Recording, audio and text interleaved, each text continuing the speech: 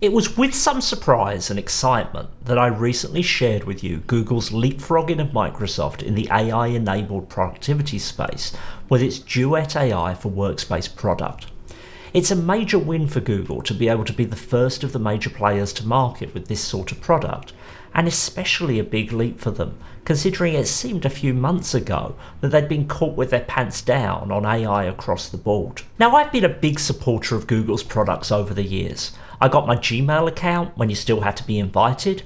I used Chrome as my main browser for years from the first day it was released.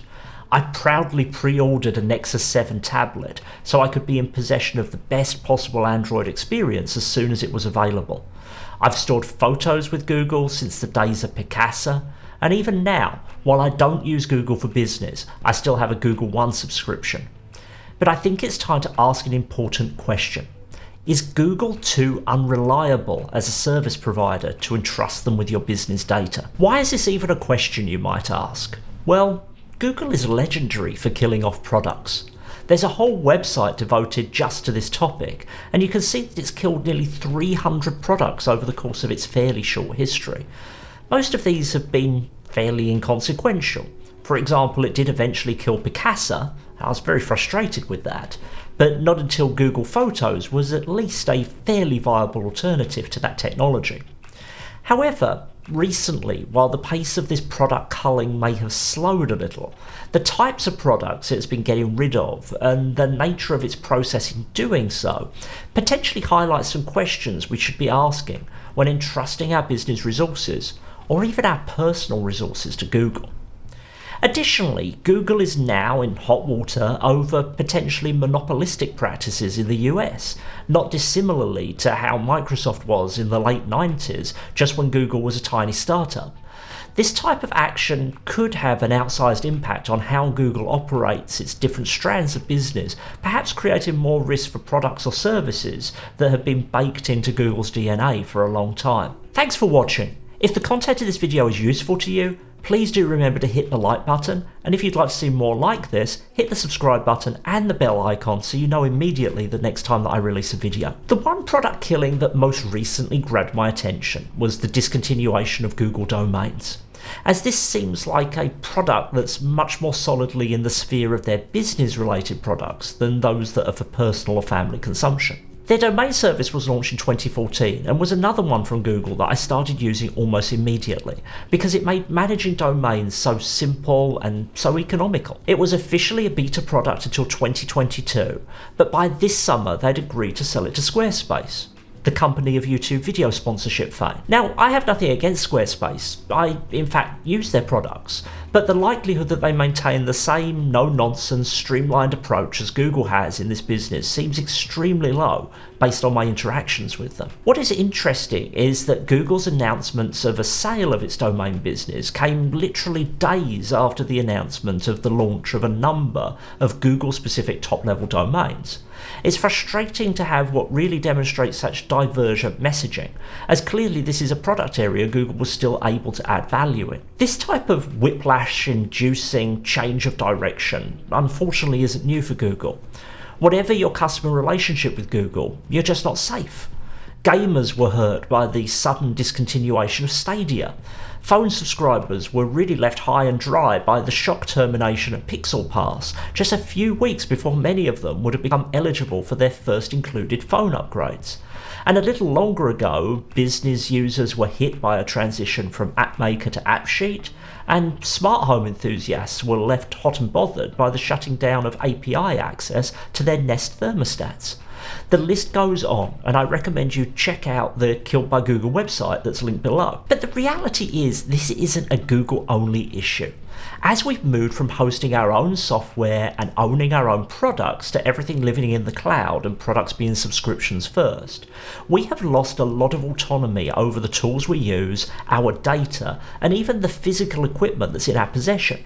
Much of what we do day to day in life and in business, from mapping out driving directions to sending and receiving email, is entirely at the whim of a handful of massive tech companies. I still have a few CD-ROMs from my first years of owning a PC, and consequently, if I wanted to, I could still spin up a Windows 98 virtual machine and install some really old versions of something like Office or FrontPage or PaintShop Pro, and they would work just fine.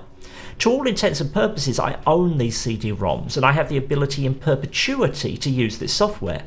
Today, it wouldn't be too useful or secure, but I could do it.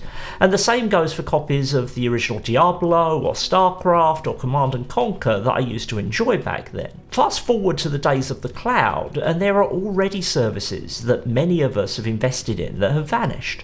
For example, Microsoft had an ebook store that it shut down in 2019, meaning that those who had purchased books no longer had a means to download them. Now you can part with serious sums of money and have nothing to show for it if the company you're working with chooses to flip the off switch on any one of their servers. And these issues aren't always to do with proactive decisions that companies make, but can be to do with failings in how they set up their systems.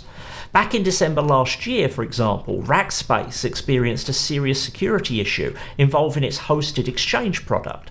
It subsequently had to completely close this service down and offer its customers a transition to Microsoft 365-based email. Based on the last information I can find, it appears that Rackspace eventually got only 50% of the affected mailboxes back. Leave a note down in the comments if you know more about this. So while this isn't a Google-only problem, I do think of the major technology companies with a big focus on business and enterprise services, Google stands out for its willingness to change direction seemingly on a whim. There's nothing to suggest that Google Workspace is going anywhere anytime soon, but could elements of it radically change with little notice? Well, potentially. And to be frank, Microsoft does more of this too now that its services are in the cloud. For a long time, Microsoft seemed to focus on backward compatibility to a fault, almost tying one hand behind its back in the potential for future development by having such a strong commitment to rarely rocking the boat on any feature that might have been heavily adopted by an enterprise client. But in the modern Microsoft 365 age, that's changed a little. And I've often touched on issues on this channel whereby features moving forward in one place, we have seen backward steps in another. And Microsoft does kill products too, but not with the regularity of Google. The reality is that overall we probably shouldn't see Google as an unreliable provider of services, and it's a far more reliable provider of many services than adopting tools being built by newer, less seasoned businesses. Overall, whichever you choose, you should be cognizant of the potential risks, product changes or failures could have on your business, and you need to plan appropriately. Make sure you know where to get information on upcoming changes or service information that could be relevant to you. So long as you're sure that you're managing your risk appropriately, you shouldn't worry unreasonably about your cloud services. There are certainly downsides to be sure, but also immense upsides, like the potential for AI to radically improve how we work with products like Google's Duet AI. And they're probably worth it in the end. What does managing your risk look like? Well, let me ask you where you'd be if Microsoft 365 or Google Workspace went offline tomorrow. What is your business continuity plan? How difficult would it be for you to switch from one major vendor to another if you got a shock notice of product discontinuation next week? There are certain responsibilities you just don't have to think about when you have services in the cloud. For example, it's never your responsibility to secure the physical access to the building your servers are hosted in, as it would be if you had your equipment on premise. But just because you're not responsible for an action doesn't mean you wouldn't be impacted if the responsible party ran into a problem, or made a mistake, or was negligent in some way. We shouldn't disproportionately focus on these types of issues.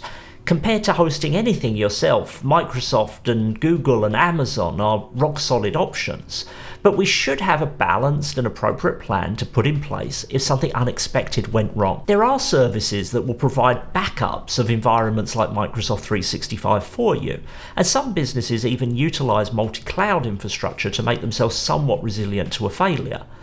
No one should be planning as if Google Workspace or Microsoft 365 or Zoom are going to vanish tomorrow, but you or your IT vendor should have it in the back of your mind that these services are fallible and you're responsible for making sure your business can continue to operate whatever item on your risk register ends up coming to fruition. What do you think? Do you regard any of the major cloud vendors as being more reliable than others? What strategies do you use to mitigate a potential failure? Let me know your thoughts down in the comments. Thanks for watching through to the end. I hope the content of this video has been useful. Until the next one, bye bye.